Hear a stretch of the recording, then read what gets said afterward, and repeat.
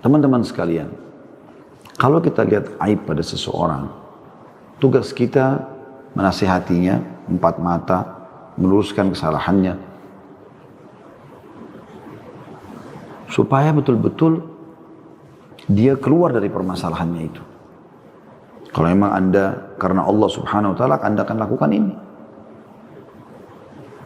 Dan juga kita tidak sebarluaskan aib itu. Walaupun aibnya sudah menyebar ke sana sini, kita harusnya nasihati lillahi ta'ala. Kita datang, nasihatin dia, luruskan kesalahannya. Kalau dia terima, alhamdulillah. Kalau dia tidak mau terima, dari situ baru boleh ada tahdzir yang diberikan kepada dia. Banyak sekali teman-teman sekalian, kita dilarang dalam ayat Al-Quran, dalam hadits Nabi SAW, kita dilarang untuk sengaja mengorek-ngorek aib saudara kita muslim.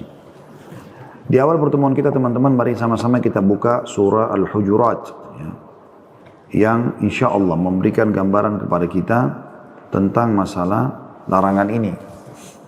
Ya. Silakan dibuka teman-teman programnya di surah nomor 49, surah Al-Hujurat. Ya.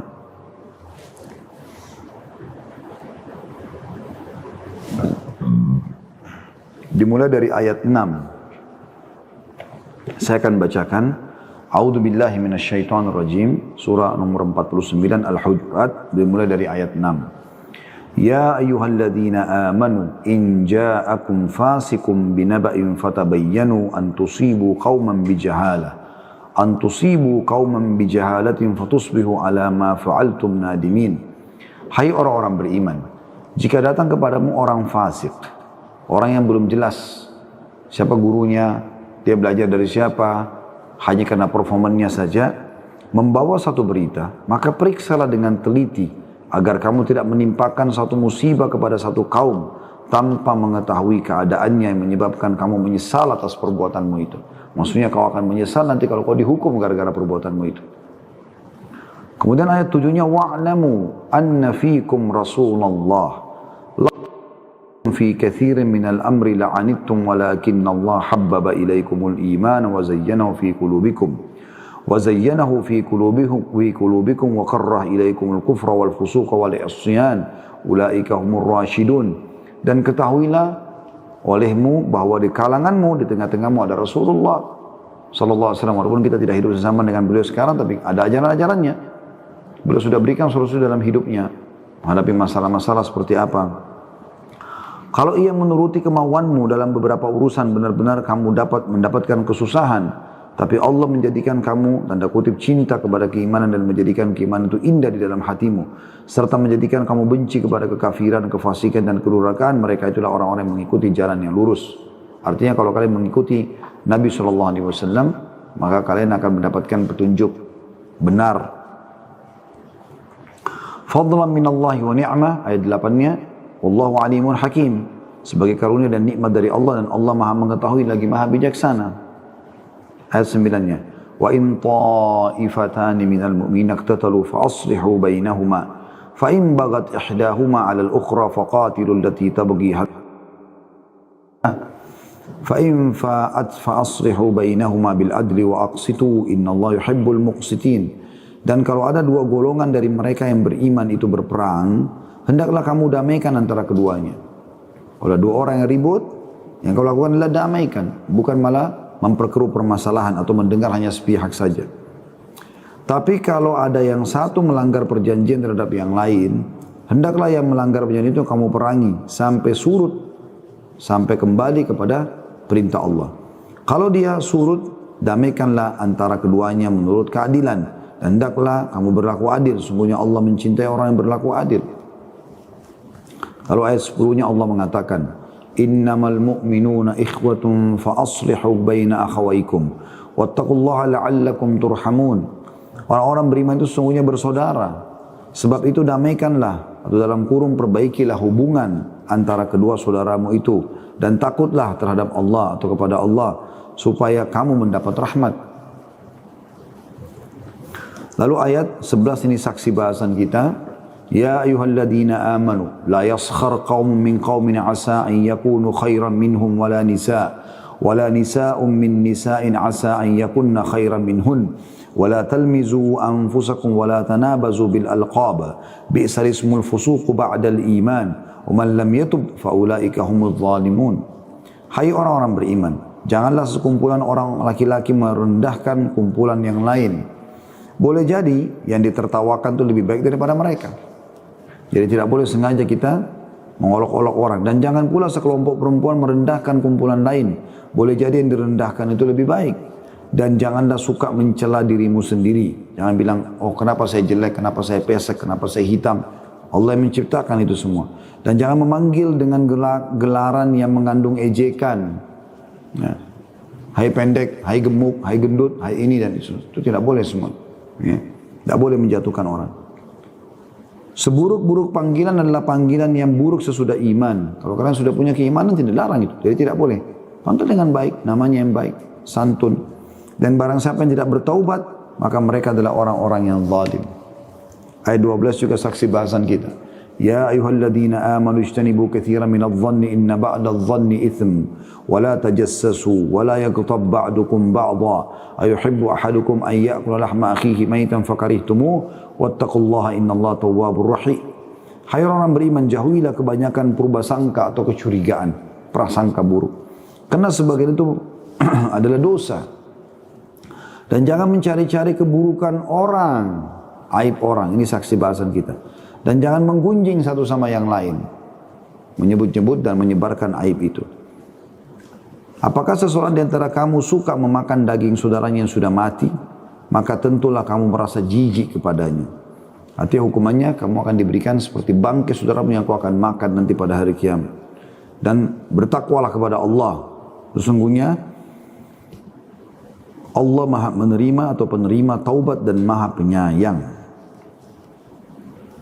Lalu kita tutup dengan ayat 13 ya. Allah mengatakan, Ya ayuhan nasu inna khalaqnakum min dzakarin wa untha wa ja'alnakum syu'uban wa qabaila lita'arafu.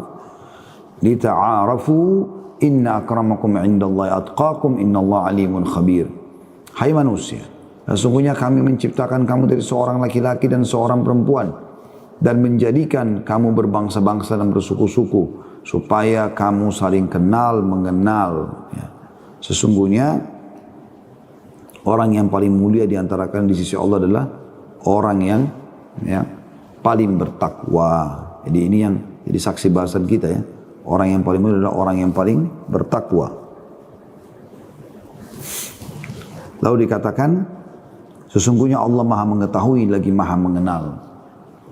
Jadi kita ada di sini saksi bahasanya teman-teman sekalian, kita dilarang saling mencari di ayat 12-nya, saling mencari aib atau mencari-cari keburukan orang. Ini teman-teman sekalian sesuatu yang luar biasa, yang merupakan ya, penegasan dalam agama kita. Tidak bolehnya seseorang sibuk dengan mencari aib orang.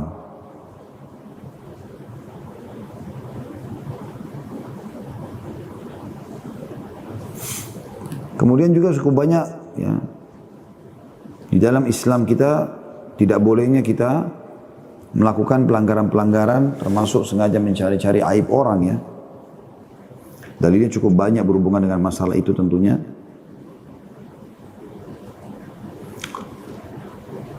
Saya akan coba lihatkan bagaimana hadis Nabi SAW. Hadis ini hadis sahih. Kata Nabi SAW, Iyakum wadh-dhann, fa inna adh-dhanna akdzabul hadith, wa la tajassasu, wa la tahasadu, wa la tahassasu ya. Maaf.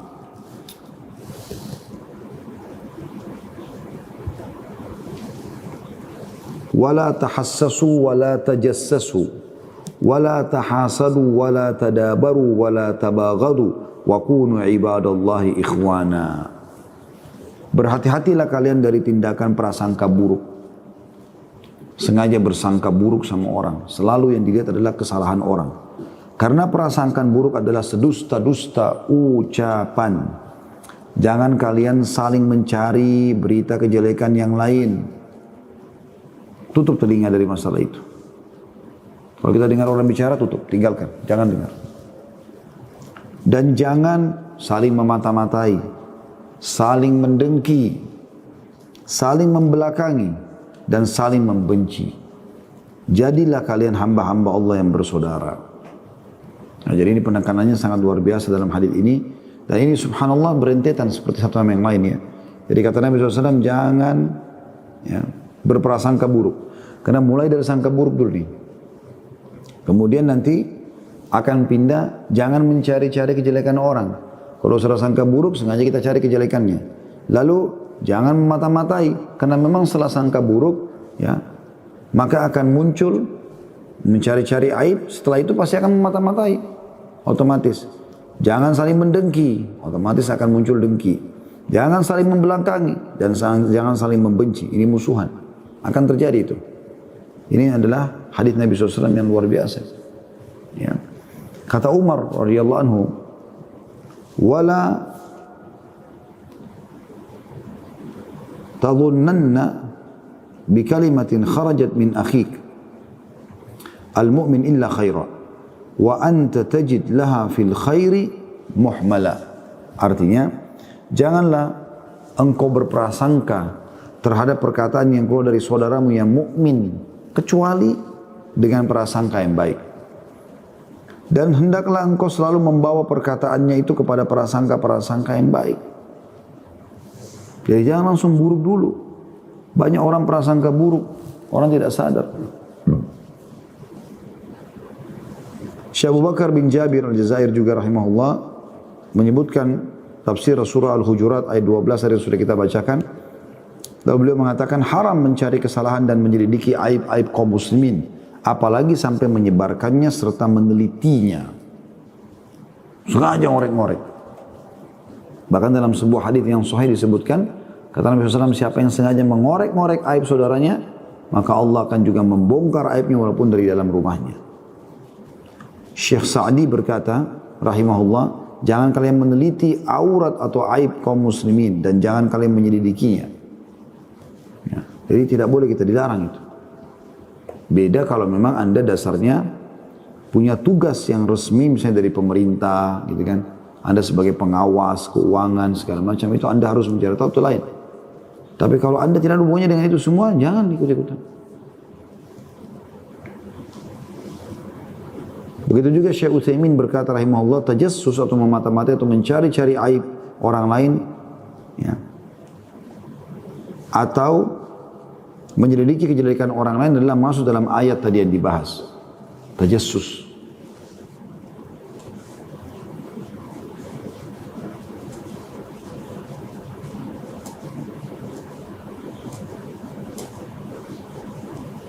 Pernah teman-teman sekalian,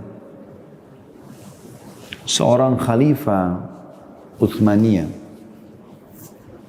dia Syekh Muhammad Sultan Muhammad Murad, Sultan Murad. Ya. Sultan Murad ini ayahnya Sultan Muhammad Fatih yang bebasin Konstantinopel itu dari kekufuran, itu namanya Sultan Muhammad. Ayahnya Sultan Murad. Sultan Murad ini terkenal juga orang yang cenderung kepada kesolehan insyaAllah. Ada satu tradisi yang dia sedang lakukan, yaitu dia di malam-malam tertentu dia keluar mengajak sekretarisnya, lalu dia tanggalkan baju kerajaan, lalu dia pakai baju biasa. Kemudian dia jalan di tengah-tengah masyarakat untuk mendengar permasalahan mereka apa. Satu malam dia pernah keluar teman-teman sekalian, kemudian dia temukan ada orang rupanya karena dia pakai baju biasa, orang tidak tahu kalau dia sultan gitu kan. Maka pada saat dia jalan di tengah-tengah masyarakat, ada satu orang pegang botol khamr, kepleset, jatuh, kepalanya terbentur jalanan, mati. Di tangannya ada botol khamr. Begitu jatuh dia lihat, dia berhenti. Uniknya waktu dia berhenti, tidak ada satupun orang yang datang merumuni untuk membantu beliau, Sultan Murad. Maka dia sama sekretarisnya heran. Biasanya orang kalau jatuh seperti ini spontan orang pada datang gitu. Lalu dia mengatakan, hai muslimin, ada orang jatuh. Dicek sama beliau, udah meninggal orangnya. Gak ada yang peduli. Ada rupanya satu rumah di situ di depan jenazah ini. Buka pintu, lalu Sultan Murad bilang, ini orang jatuh, bisa dibantu nggak? Kata dia, enggak usah kau bantu, untuk apa kamu bantu? Dia tidak tahu kalau yang diajak bicara ini sultannya. Gitu kan. Lalu kata Sultan Murad, kenapa? Dia bilang, orang ini setiap hari mabuk, minum khamar, setiap hari berzina. Lalu untuk apa kita bantu? Kata Sultan Murad, paling tidak dia muslim, sudah meninggal. Kalau anda tidak mau bantu, tunjukkan saya minimal alamatnya. Maka orang itu pun menunjukkan alamatnya. Sultan Murad membawa dengan sekretarisnya. Sekali lagi tidak ada yang tahu kalau dia raja. Kemudian dia ketuk-ketuk, ternyata ada seorang ibu buka pintu. Itu ternyata istrinya orang ini. Nangis ibu itu. Waktu nangis-nangis, dia diizinkan, Sultan Murad sama sekretarisnya diizinkan untuk membawa jenazah masuk ke dalam. Lalu kata Sultan Murad setelah ibu itu agak tenang, dia mengatakan, ini siapa? Dia bilang, ini suami saya. Lalu kata Sultan Murad, kenapa suamimu ini dituduh oleh orang-orang berzina dan dituduh minum khamar? Dan tadi tidak ada yang mau bantu dia. Kata istrinya orang itu, saya sudah tahu. Apa yang akan terjadi saya sudah tahu. Bahkan saya pernah bilang sama suami saya. Tapi ketahuilah, bahwasanya suami saya bukan berzina, bukan pemabuk. Sultan Murad penasaran, kok bisa? Memang bagaimana ceritanya? Kata istrinya, suami saya ini orang saleh. Dia punya toko di tengah-tengah kota Istanbul, di Turki. Dia selalu saja, setiap hari kalau pulang, berapapun keuntungannya, dia bagi menjadi 3 bagian. Sepertiganya diantar ke kami, untuk kami makan. Sepertiganya diberikan khamr, kemudian dia bawa pulang ke rumah, dan dia membuang khamr itu di WC. Ya. Dan dia mengatakan, segala puji bagi Allah, minimal yang memudahkan saya menghemat khamr yang tadinya bisa diminum oleh anak-anak muda muslimin. Jadi dibeli bukan untuk diminum, tapi untuk dibuang. Dan sepertiga lagi dia pergi ke tempat pelacuran, kemudian dia membayar berapapun dia mampu dari pelacur itu agar tidak bertugas pada hari itu, tidak berzina. Seakan-akan sudah diboking sama dia, berhenti. Dan saya sudah pernah bilang, hai suamiku, ini nanti kalau orang tidak tahu, orang pikir kau pemabuk, orang pikir kau juga akan berzina. Karena itu orang lihat. Maka dia mengatakan, tidak usah khawatir wahai istriku, karena Allah maha mengetahui. Dan kalaupun aku meninggal nanti, maka Allah akan datangkan sultan bersama para pejabat pemerintahan untuk mensolati jenazah saya atau jenazahku. Tiba-tiba Sultan Murad meneteskan air mata lalu mengatakan, sungguh benar yang suamimu ucapkan, hai ibu. Saya Sultan Murad dan ini adalah sekretaris saya. Dan saya akan datangkan ulama-ulama Turki untuk mensolati jenazah suamimu esok hari ini. Jadi teman-teman, kadang-kadang subhanallah ada orang yang seperti ini ternyata tidak melakukan kemaksiatan. Kalau kita tidak tahu, jangan ikut-ikutan, jangan masuk. Sedangkan itu aibnya saja dia, kita dianjurkan menasihatinya dengan cara yang baik. Imam Ahmad rahimahullah pernah menasihati muridnya. Dia datang tengah malam. Orang udah tidur, senyap. Dia ketuk pelan-pelan pintu rumah muridnya. Muridnya dengar ada suara ketukan, lalu dia mengatakan, siapa? Kata Imam Ahmad, Ahmad. Buru-buru muridnya buka karena dia tahu Ahmad nama gurunya. Kemudian dibuka pintu, lalu Imam Ahmad, muridnya mengatakan, silakan masuk Imam. Imam itu kayak kita kiai, guru. Lalu kata Imam Ahmad, kecilkan suaramu, ini tengah malam. Lalu kata muridnya Imam Ahmad, masuk pelan-pelan dengan menjingkar-jingkarkan kakinya. Sampai tiba di kursi yang dipersilakan masuk dulu oleh muridnya. Kemudian dia dengan suara kecil Imam Ahmad mengatakan, kata muridnya begini, ada apa wahai imam? Gitu. Imam Ahmad mengatakan, kecilkan suaramu. Ada sesuatu yang saya ingin sampaikan kepadamu. Kata muridnya, iya ada apa? Jadi seperti orang bisik-bisik tengah malam. Kata Imam Ahmad, tadi pagi kemarin, saya lihat kamu mengajar murid-muridmu. Jadi kebetulan murid ini sudah punya murid-murid juga gitu kan. Dan kamu berada di bawah pohon, naungan pohon, kamu tidak kepanasan, murid-muridmu di bawah matahari. Tidak ada naungan. Saya khawatir kau dihisab sama Allah hari kiamat. Ini subhanallah, hanya itu saja yang dianggap kesalahannya oleh Imam Ahmad. Jangan sampai nanti dia mengajar, dia berada di naungan pohon, dia tidak kepanasan, murid-muridnya semua pada kepanasan. Takut nanti dihisab muridnya pada hari kiamat. Maka saya datang menasihati kamu, jangan kau ulangi itu. Kata muridnya, jazakallah khair. Imam Ahmad tidak banyak bicara. Jingkrak-jingkrakkan lagi kakinya pelan-pelan keluar dari rumah tersebut lalu pergi. Nasihat lillahi ta'ala. ingin mendapatkan pahala. Hanya antara dia dengan orang si pelaku ini. Sudah menjadi fitrah manusia teman-teman, kalau orang dinasihati di depan umum, seperti seakan-akan diserang, maka yang terjadi defense, dan dia tidak akan menerima nasihat itu. Sehingga sia-sia saja kita. Bahkan bisa rusak niat kita, ditunggangi oleh syaitan untuk menganggap remeh saudara kita itu. Padahal bisa saja mungkin kita benar di satu sisi dibandingkan dia di poin itu, tapi belum tentu di yang lainnya. Mungkin dia lebih baik dari kepada istrinya, mungkin lebih baik kepada anaknya, mungkin lebih baik sama orang tuanya, mungkin dia lebih banyak sholat malamnya, mungkin lebih banyak hafalan Qur'annya, mungkin lebih banyak zikirnya, mungkin lebih banyak sedekahnya, kan begitu. Sementara kita sudah berbangga dengan, berhasil menyoroti satu aibnya. Untuk apa? Bukankah Nabi SAW bersabda pada saat mengangkat bangkai kambing di pasar, kemudian mengatakan, sungguh demi zat yang jiwa Muhammad dalam genggamannya, seseorang di antara kalian memakan bangkai lebih ringan daripada dia menceritakan aib saudaranya muslim. Dalam hadis lain dikatakan, sungguh cukup berat dosa dan hukuman bagi seseorang yang sibuk mencari atau menceritakan aib saudaranya. Dalam riwayat lain juga kata Nabi SAW, riba 72 pintu, yang paling rendah seperti orang berzina sama ibunya sendiri, itu paling rendah siksaannya. Itu bab zina ini paling tinggi ya. Tapi di bab riba, ya, berzina dengan ibu itu adalah paling rendah. Dan yang paling tingginya, seperti seseorang setara dengan seseorang mencoreng kehormatan saudaranya muslim. Tutupi aib saudara muslim. Doakan supaya dapat hidayah, nasihati dia. Lillahi ta'ala. Lillahi ta'ala. Dinukil dari sebagian salaf, bahwasanya pernah menghadiri acara bersama khalifah. Kebetulan dia jadi penasihat khalifah. Dan dia mengatakan, di sebelah saya tiba-tiba ada orang di acara itu mengatakan, wahai saudaraku, bertakwalah kepada Allah subhanahu wa ta'ala atas khalifah ini. Dan jangan kamu justru takut pada khalifah ini, dan kau bengkalikan haknya Allah. Ketahuilah, kau penasihatnya, dan kau akan dituntut pada hari kiamat dari apa semua itu. Kata orang ini, saya menasihati itu kayak belum pernah saya dengarkan nasihat seperti ini, dan saya seperti disirami dengan air sejuk untuk hati-hati dengan tugas saya. Kemudian saya berharap dengarkan nasihat tambahannya. Lalu saya mengatakan karena banyak tamu, lanjutkan nasihatmu. Lalu dia pun mengatakan, ingatlah, setiap perkataan, setiap keputusan khalifah, engkau terlibat di situ. Dan engkau pun akan dituntut pada hari kiamat.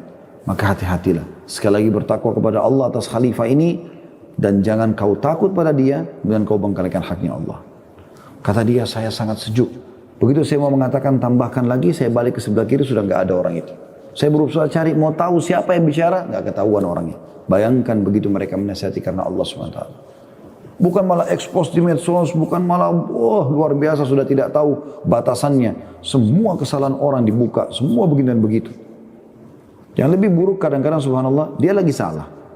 Dan kebongkar salahnya nih. Dia bukan mau, ya, misalnya ketahuan dari nasihati. Bukannya dia terima, tapi dia malah sengaja mencari kesalahan orang yang sudah memberikan peringatan itu. Ini luar biasa buruknya. Allahul musta'an. Nah, ini tanda-tanda lemahnya iman. Saya akan bacakan apa yang dikatakan oleh penulis teman-teman sekalian. Di halaman 71 di sebab ke-14 dari buku 31 sebab lemahnya iman ya. Kata penulis, sebagian di antara manusia ada orang yang kesukaannya mencari-cari kesalahan dan kekurangan orang lain dan menyibukkan dirinya untuk menghitung aib orang lain dengan melupakan aib yang ada pada dirinya, sebagaimana dikatakan Ibnu Taimiyah rahimahullah, bagaikan lalat yang tidak hinggap kecuali pada kotoran. Jadi orang seperti ini seperti lalat yang hanya hinggap pada kotoran saja, cuma tahu aibnya orang, kekurangan orang. Dia lupa orang ini mungkin punya 1 juta kebaikan dibandingkan dia. Mana saya katakan tadi, mungkin lebih sedekahnya, lebih bakti sama orang tuanya, lebih baik sama istri dan anaknya, lebih segala macam. Tapi ini orang tidak tahu kecuali itu masalahnya dan itu aibnya. Terus saja disorotin. Orang, maksudnya disorotin sini secara umum ya, secara depan umum segala macam. Tapi kalau dia datang menasihatin itu karena Allah SWT itu pahala bagi dia. Orang yang sibuk menghitung aib orang lain dengan melupakan aib dirinya sendiri adalah manusia yang paling besar kebodohannya. Ibnul Jauzi berkata, musibah yang paling besar adalah kepuasan manusia pada dirinya sendiri dan merasa cukup berilmu. Dan hal semacam ini merupakan musibah yang banyak menimpa kehidupan manusia. Sibuk. Si fulan itu harus banyak belajar agama. Dia sendiri juga harus belajar agama. Walaupun dia sudah alim. Hanya orang sombong yang mengatakan dirinya tidak perlu belajar agama. Sibuk mengatakan orang itu harus belajar lagi tuh. Orang itu jangan dengar dari dia. Orang itu begini dan begitu. Padahal dia sendiri juga sebenarnya harus belajar. Dan itu. Sibuk dengan kesalahan orang. Pribadi yang sukses adalah pribadi yang selalu kembali kepada dirinya. Berintrospeksi diri dan menyalahkan dirinya sendiri. Serta menjadikan ketakwaan sebagai perisai dirinya. Dan dia mengetahui bahwa dirinya sendiri adalah musuh yang harus ia perangi. Juga mengetahui bahwa dengan mengendalikan dirinya merupakan jalan untuk mendapat kemenangan dan kesuksesan di akhirat. Sesungguhnya setiap manusia akan diminta pertanggungjawaban tentang dirinya. Dan setiap manusia diperintahkan untuk mensucikan dirinya. Serta menghindarkan diri dari kehinaan untuk menuju pada derajat-derajat kemuliaan dan kedudukan yang paling mulia. Manusia tidak diperintahkan untuk memata-matai aib dan kelemahan saudara-saudaranya yang seiman. Apalagi untuk menyebarluaskannya. Sekali lagi, apalagi untuk menyebarluaskannya. Sebab hal itu merupakan sikap takabur, sombong, menganggap dirinya paling suci dan meremehkan orang lain. Abu Hatim Al-Busti berkata, rendah hati adalah sikap menganggap diri sendiri hina karena ia ingat akan dosa yang telah ia lakukan, hingga ia tidak pernah melihat seorang pun, melainkan ia merasa bahwa ibadahnya kurang dibandingkan orang tersebut, dan merasa lebih banyak dosa daripadanya. Subhanallah, banyak orang begitu, merasa dirinya benar sendiri, padahal dia masa lalunya luar biasa, berbuat segala macam maksiat masa lalunya. Mungkin orang yang sedang dia sorotin, masa mudanya tidak seperti dia, paling tidak dulu ada masa lalu dia yang harus dia jadikan introspeksi dia. Kalau ada aib, teman-teman sekalian, pada diri saudara kita muslim, kita nasihatin, kita tutupin. Dan jangan kita pernah merasa diri kita lebih daripada dia. Sekali lagi, mungkin banyak amal-amalnya lebih baik daripada kita. Jangan salah dalam masalah seperti ini. Karena banyak orang seperti itu, terjerumus. Terus dengan bangga karena menemukan, itu ada kesalahannya lagi tuh, itu ada kesalahan lagi. Terus sibuk dengan kesalahan itu. La haula wa la quwata illa billah. Sehingga dia jadi gurur. Dia jadi sombong, lagi bangga dengan itu. Merasa gembira kalau menemukan aib saudaranya. Gitu kan.